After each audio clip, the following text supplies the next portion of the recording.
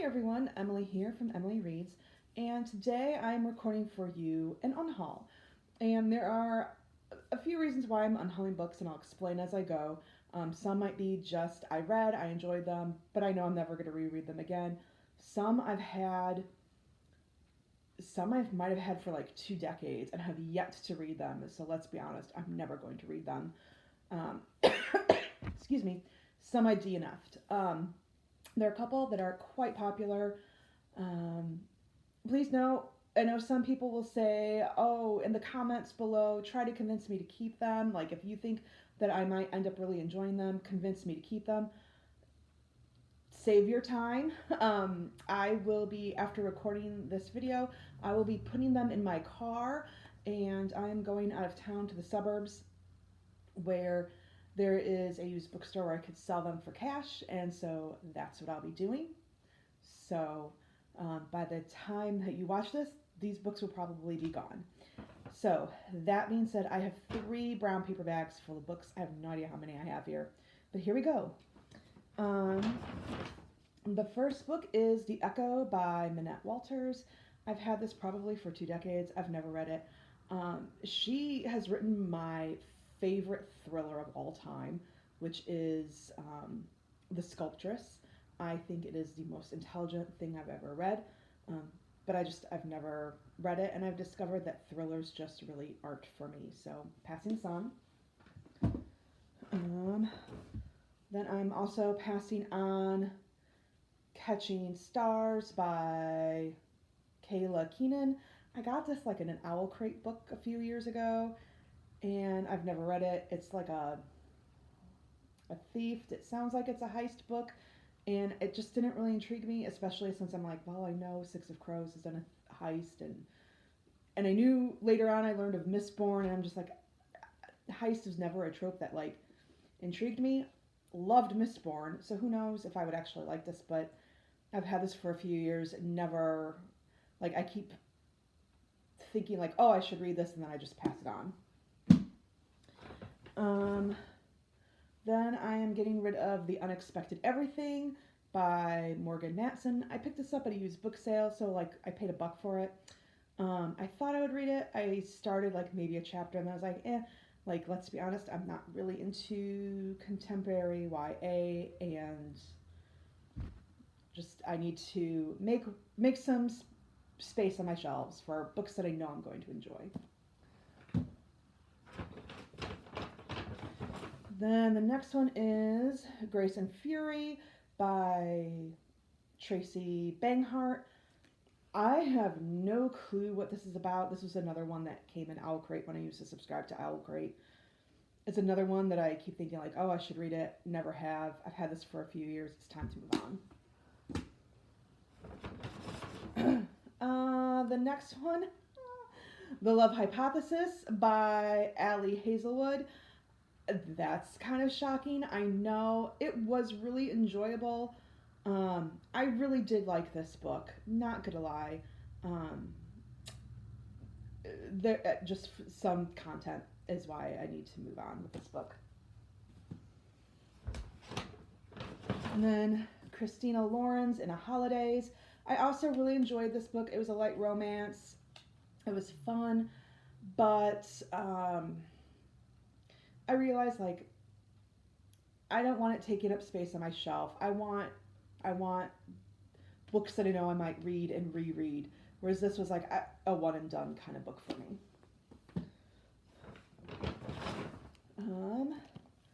In the Chameleon's Shadows by Minnette Walters, and I think, yeah, this is about a person coming back from the Iraq War, like she's British, and so this is someone from the British Army who's coming back from the Iraq War and has some head trauma and may or may not be a killer. Again, I've discovered that thrillers really are just not for me. Then the next one is Mr. Penumbra's 24-Hour Bookstore by Robin Sloan. This was a book that was so popular several years ago, and I've been wanting to read it for several years. And it's about like a magical bookstore, and there's a mystery behind it, and a guy from like downsizing from like the recession crash and out in Silicon Valley. He works at this 24-hour bookstore, and like why are people checking out the same books and then returning them? I got to page like 124, or no, I got to page 140, and I realized like I don't really care for the characters. I didn't really care for the mystery. I didn't care. Like I didn't care what happened.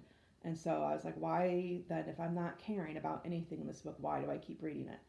So it's time to move on. I thought it, like, there was so much hype over this book. So I wanted to enjoy it, and I was so disappointed that it was just like, bleh. Then the next book I'm getting rid of is Q is for Quarry by Sue Grafton. I read this for the Pop Sugar Reading Challenge last year. I knew that, like, when I got it at a used book sale for like $2. I knew that when I got it, I was just going to be reading it for the book challenge, and then I would get rid of it because I've never read anything else by Sue Grafton. And the last book in this bag, quite controversial, Anxious People by Frederick Bachman. I don't even think I made it to page 50, and I DNF'd it. I was so angry with the author because he started a chapter, it was like, there's a robbery. And like, I can't even remember what he said, but it was like, there's a robbery. Do you hear me? There's a robbery. Kind of like in that tone. Like it was a very condescending tone.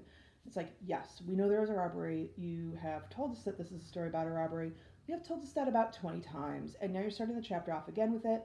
You're being a dead horse. You're being condescending. And it's not humorous to me. And for some people, that might be like their quirky humor style that they enjoy. It was not my quirky humor style that I enjoy. So instead, it just made me angry. And so I closed it in a huff and said, we're done. Because it was a very conscious choice that he made. And I don't like it when people talk down to me. So DNFing that. DNF'd it, getting rid of it. Moving on. The next bag of books. So the first one I'm getting rid of is The Path of Daggers by Robert Jordan. It is book 8 in the Wheel of Time series. I have not read it yet. This is actually a duplicate of something that I had purchased 2 copies of these on accident. Oops. Moving on. Then Acceptable Risk by Robin Cook. I loved Robin Cook in high school. Loved him.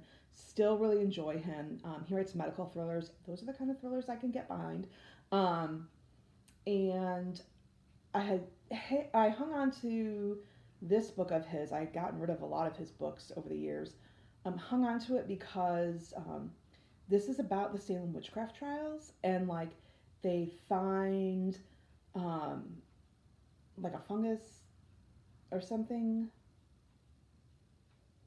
or a drug which might have caused the Salem witchcraft trials.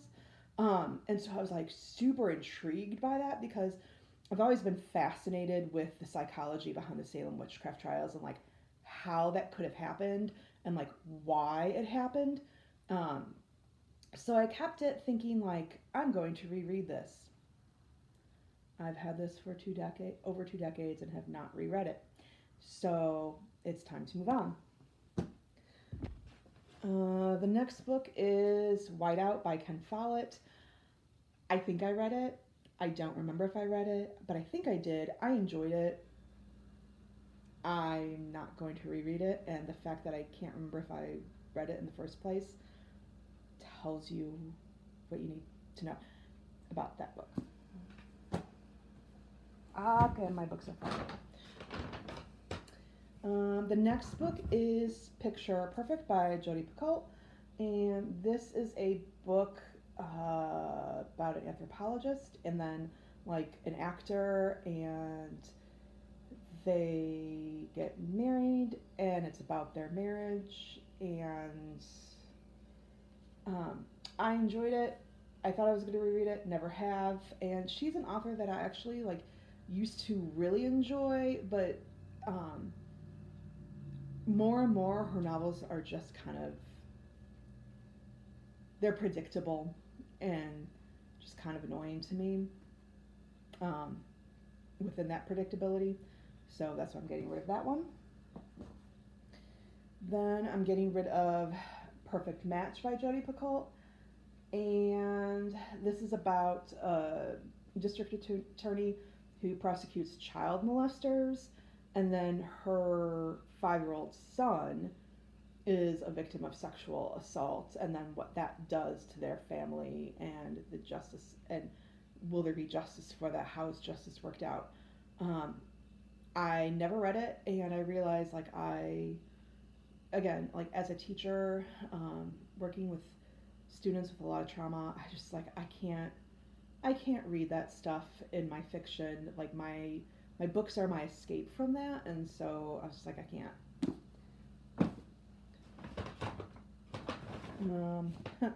The Pact by Jodi Picoult, which is, this I think is one of my first Jodi Picoult books that I read, and it's like a suicide pact between two teens. I read it back in like 2003, 2004, somewhere around in there. I enjoyed it at the time, and I have not read it again since. Plain Truth by Jodi Picoult. This book or The Pact. Actually, I think The Pact I read first, and then I read this one. This one is the story of a baby is found dead in the middle of Amish community, and everyone is saying no one here gave birth. The baby clearly looks Amish, but everyone's saying no one gave birth. So an investigator is like coming into Amish country to figure out whose baby it was and who killed the baby. This one I did really enjoy. Again, I have had this for almost 2 decades and I have never reread it, so it's time to get rid of it. Getting to the bottom of this bag. And I'm getting rid of The Shape of Snakes by Minnette Walters and Acid Row by Minnette Walters. Again, I've had these for almost 2 decades.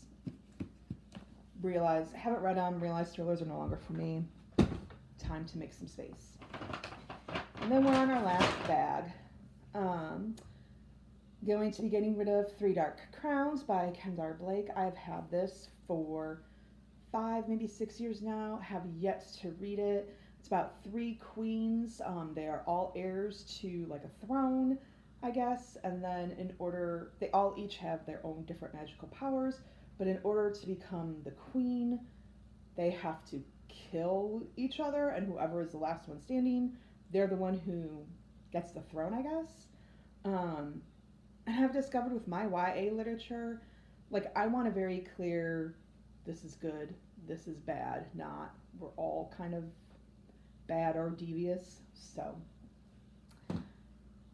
then I'll be getting rid of Me and Mr. Darcy by Alexandra Potter, and this is a story of a single woman who is just kind of like done with dating disasters, and she loves Pride and Prejudice, and rather than going on a vacation with her friends to Mexico, she decides to go on a Jane Austen tour in England and then meets someone there. I enjoyed it. I really liked it. I thought it was cute. I thought I would reread it eventually. I never had. It's time to move on. Oh, the next book kind of kills me. I'll be getting rid of Pillars of the Earth by Ken Follett. And I loved this book. I thought this was a beautiful book. I read this years ago, back in 2009. This got me through some ER trips when my mom had cancer and was dying from cancer. It's a behemoth. It's not as long as I thought it was. It's only 973 pages. But it was a beautiful book. I loved it. It's set in a medieval town. It's about building a cathedral and just the story of the people's lives in this medieval town. Religion, politics, beautifully written. I loved it. I have never reread it, and honestly, I don't think I will. So that's why I just realized, like, you know what? I want someone else to be able to enjoy this book. And then I'm getting rid of